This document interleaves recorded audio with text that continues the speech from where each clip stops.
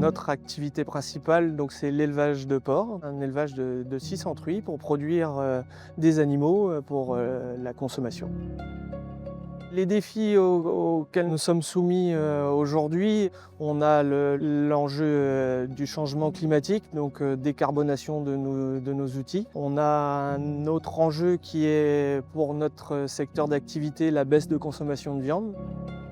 Au vu des 3 dernières années que nous venons de passer avec les événements géopolitiques qui ont fait flamber certains de nos intrants, la décarbonation a trouvé en fait son sens au sein de notre élevage, notamment avec la production d'électricité en autoconsommation avec des panneaux photovoltaïques, l'idée de produire notre gaz qui émane de nos fosses de stockage de lisier.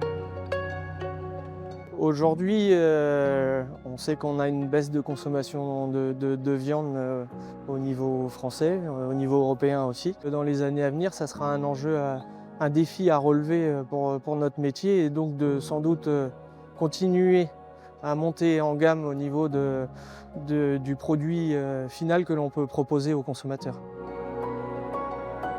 L'anticipation est vraie aujourd'hui dans nos métiers, elle sera encore plus vraie dans notre métier demain. On sait que les intrants ont flambé sur les dernières années avec un aliment qui nous a coûté beaucoup plus cher. En un an, on a pris entre 30 et 40% d'augmentation du prix d'aliments.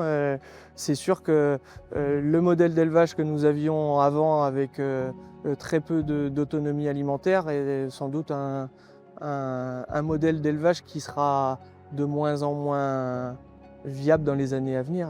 Oui, notre modèle est à changer, je pense. Enfin, pas dans sa globalité, mais dans notre façon de conduire nos élevages, c'est sûr. Dans notre quotidien et dans les années à venir, on sera obligé, oui, d'être au plus près du besoin du consommateur final pour savoir quelles évolutions on doit apporter pour préparer en fait l'avenir de nos élevages, tant sur le volet bien-être animal, tant sur le volet décarbonation de l'élevage. Mon élevage, dans 10 ans, ça sera un élevage, je l'espère, bien plus décarboné qu'aujourd'hui et un élevage qui sera 100% bien-être sur la partie truie, donc 100% mise en liberté des truies.